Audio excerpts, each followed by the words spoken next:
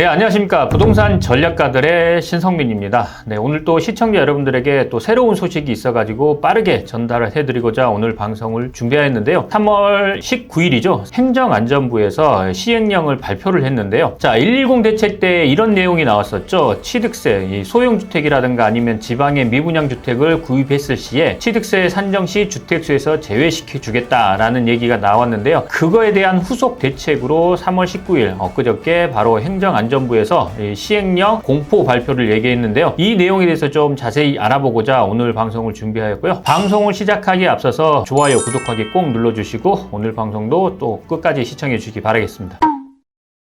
110 대책 시행령이 어떤 내용으로 공포가 됐는지 한번 살펴보도록 하겠습니다. 110 대책에 대한 후속 시행령 공포라는 제목으로 행정안전부에서 발표를 했는데요. 먼저 첫 번째로 보면은 소형 신축 주택 추가 구입 시 취득세 최대 절감이라고 되어 있는데요. 취득세가 아마도 주택수에서 제외되면서 이 취득세 절감 효과가 나온다. 이 내용을 말씀드리겠는데요. 다음 내용에서 한번 자세히 좀 설명드리도록 하겠습니다. 자, 110 대책 취득세가 어떤 식으로 주택수 제외되는지 이 부분을 한번 살펴보도록 하겠습니다. 소형주택 또는 지방의 미분양 아파트를 신규로 취득하는 경우에는 자, 여기서 중요합니다. 해당 주택은 취득세액 산출 시 주택세에서 제외된다. 앞으로 뭐 1주택자가 있든 2주택자가 있든 3주택자가 있든 110 대책에 들어가는 신규 주택, 신규 소형주택이겠죠. 또는 지방의 미분양 주택을 신규로 취득했을 시에는 취득세율 산정 시 해당 주택은 취득세 산정 시 주택세에서 제외된다는 내용 입니다. 조금 더 자세히 살펴보겠습니다. 현재 주택 취득세율은 세대별로 주택수, 주택 보유 수에 따라서 세율이 달리 적용이 됐었는데 이 부분이 이제는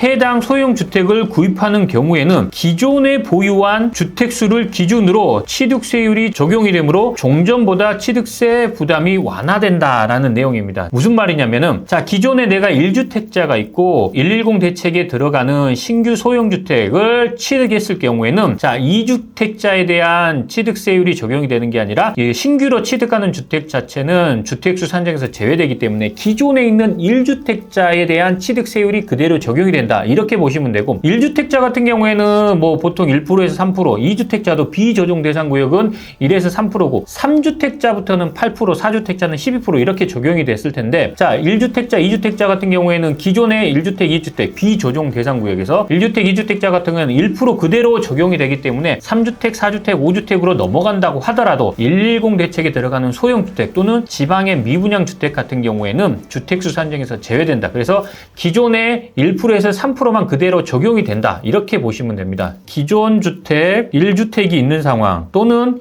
2주택이 있는 상황에서 플러스 신규 소형주택을 구입하거나 아니면은 지방의 미분양 주택을 구입하는 경우에는 취득세율 자체가 뭐 1주택자 같은 경우에는 플러스 1주택이 됨으로써 2주택으로 넘어가는데 이 부분이 적용이 되는 게 아니라 신규 주택 같은 경우에는 주택수 산정에서 제외되기 때문에 기존 1주택자에 대한 취득세율이 적용이 되고 마찬가지로 2주택자가 만약에 신규로 구입하는 110 대책에 들어가는 신규 소형주택이라든가 아니면은 지방의 미분양 주택을 구입했을 경우에도 마찬가지로 해당 주택은 주택수 산정에서 제외되기 때문에 기존 2주택자가 가지고 있는 취득세율을 적용해서 취득세를 납부하면 된다. 이 말씀입니다. 그러면은 비조정 대상 구역에서 뭐 예를 들면은 무주택자라든가 아니면은 1주택자, 2주택자 같은 경우에는 어떤 취득세율이 적용이 되냐면은 1에서 3%에 대한 취득세율이 계속해서 적용이 된다는 얘기입니다. 그러면은 무주택자, 1주택자, 2주택자가 110 대책에 들어가는 신규 소형주택을 계속해서 구입한다고 하더라도 취득세율 자체는 그냥 기존의 2주택 취득세율이 적용이 되기 때문에 1에서 3%가 계속해서 적용이 된다. 이렇게 볼 수 있고요. 만약에 조정 대상 구역이죠. 조정 대상 구역 같은 경우에는 1주택 같은 경우에는 뭐 1에서 3%지만 2주택부터는 바로 중과가 되기 때문에 8%로 넘어가는데 비조정 대상 구역에 주택을 매입한다고 하더라도 기존의 1주택자 같은 경우에는 플러스 1주택자가 해당되는 게 아니라 기존의 1주택자에 대한 취득세율이 적용이 되기 때문에 그대로 1주택에 대한 취득세만 납부하면 된다. 이 말씀을 드리고 싶은 겁니다. 이번에 공포된 내용이 이 내용이다. 이렇게 말씀드리겠는데요. 조금 더 자세히 살펴보겠습니다. 소형주택의 취득입니다. 주택 공급 발표일 24년 1월 10일이겠죠. 1월 10일부터 25년 12월 31일까지 준공된 소형 신축주택을 같은 기간 내에 취득한 경우에 신규 소형주택으로 해당이 되는 거고, 또는 기존에 지어진 소형주택을 24년 1월 10일부터 25년 12월 31일까지 임대사업자로 등록했을 경우에 취득하고 60일 이내에 임대사업자를 등록할 경우에도 마찬가지로 취득세액 산출 시 주택수에서 제외된다. 그리고 제외되는 주택수 자체를 보면은 소형주택 같은 경우에는 전용면적 60제곱미터 이하이면서 취득가액이 수도권은 6억 원, 그 외 지역 비수도권이겠죠. 3억 원 이하의 다가구라든가 다세대, 연립주택 또는 도시형 생활주택 또는 주거형 오피스텔까지 여기에 해당되기 때문에 110 대책에 들어가는 소형 신축주택 또는 기존에 지어진 신축주택이라고 하더라도 새로 임대사업을 등록할 경우에는 취득세 산정에서 제외된다. 이 내용이라고 말씀드릴 수 있는데요. 다음 내용을 한번 보겠습니다. 예시를 들어드릴게요. 갑 같은 경우에는 올해 2월에 서울 송파구에 준공된 신축빌라, 송파구 같은 경우에는 조정대상구역이죠. 신축빌라로 전용면적 60제곱미터 6억 원인 같은 경우에는 한 채를 추가로 구입하려고 했으나 기존에 같은 경우에는 기존 주택이 있고 또 신규로 취득하기 때문에 2주택 세율이 적용이 되겠죠. 그래서 취득세 조정대상구역에서는 8%가 부담하게 됐었는데 3월 26일 날 공포되죠.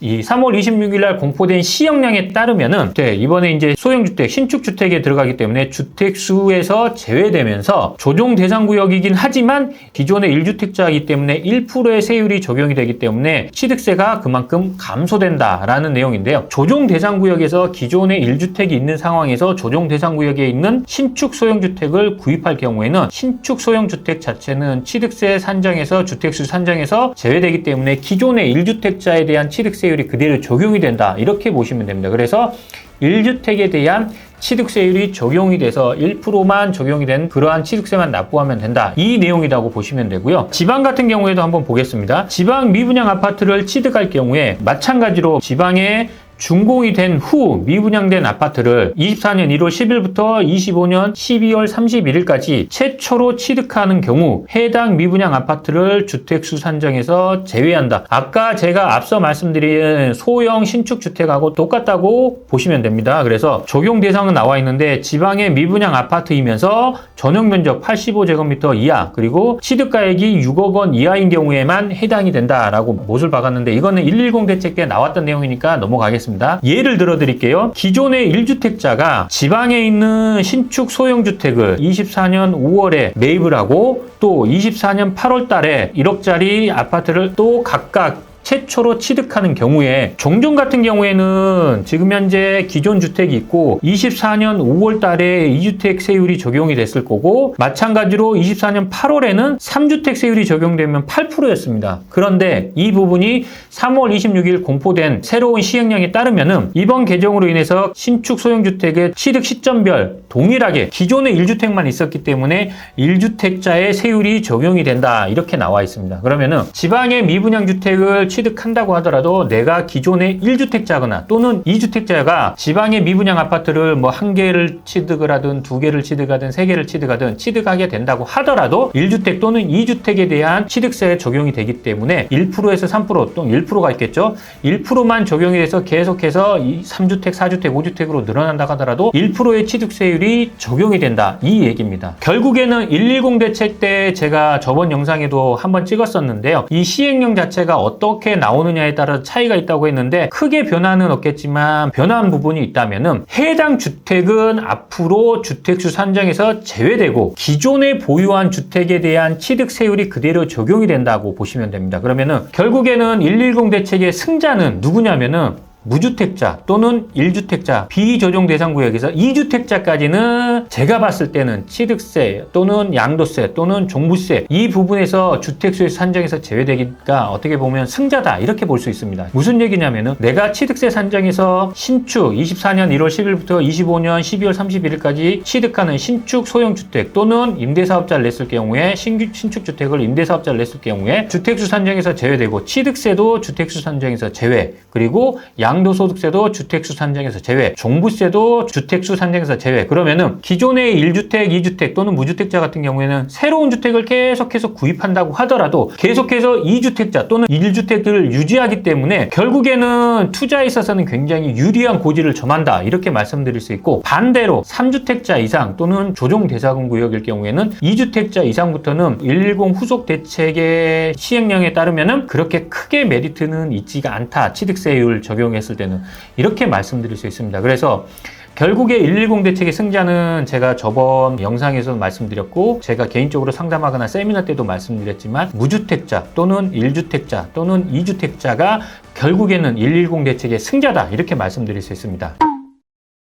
어찌됐든 행정안전부에서 마지막 남은 시행령을 발표했는데요. 기존에 시행령이 1월 달에 발표를 했는데 아마도 1월 달 발표될 때는 양도소득세 주택수 제외, 그 다음에 종부세 주택수 제외는 이미 시행령을 발표를 했고, 마지막 남은 취득세 시행령이 어제 발표를 하면서 3월 26일 다음 주 화요일부터 공포가 된다, 시행이 된다, 이렇게 말씀드릴 수 있기 때문에요. 110 대책은 어찌됐든 종합부동산세라든가 아니면 양도소득세 그리고 취득세를 적용할 때 신축 소형주택이라든가 아니면은 임대사 신축주택을 기존에 지어진 주택 같은 경우에는 임대사업자를 내거나 또는 지방의 미분양 아파트를 매수했을 때는 세율에서 좀 자유롭다, 이렇게 말씀드릴 수 있는데요. 어찌됐든 주택수 산정에서 제외된다는 부분, 양도소득세, 그 다음에 취득세, 종합부동산세가 주택수 산정에서 제외된다는 부분을 최종적으로 이제 시행령이 발표되면서 이렇게 정리가 됐는데요. 아마도 투자하는 데 있어서 무주택자 같은 경우에는 아무래도 청약을 기다리기 때문에 무주택자도 마찬가지로 해당되긴 하겠지만, 1주택자 또는 2주택자들 같은 경우에는 이번에 110 대책에 나왔던 소형 신축주택이라든가 아니면 지방의 미분양 주택을 투자하는 경우, 아마도 서울이라든가 수도권에 이 소형 신축주택을 매수하는 경우, 투자로서 매수하는 경우, 또는 모아타운이 진행될 또는 모아타운이 이 지정된 지역에 이런 소형 신축주택을 매수하는 경우에는 주택수 산정에서 제외되기 때문에, 앞으로 주택수 산정에서 계속해서 제외되기 때문에 투자에 있어서는 굉장히 유리한 고지를 접한다. 결국에는 110 대책의 승자는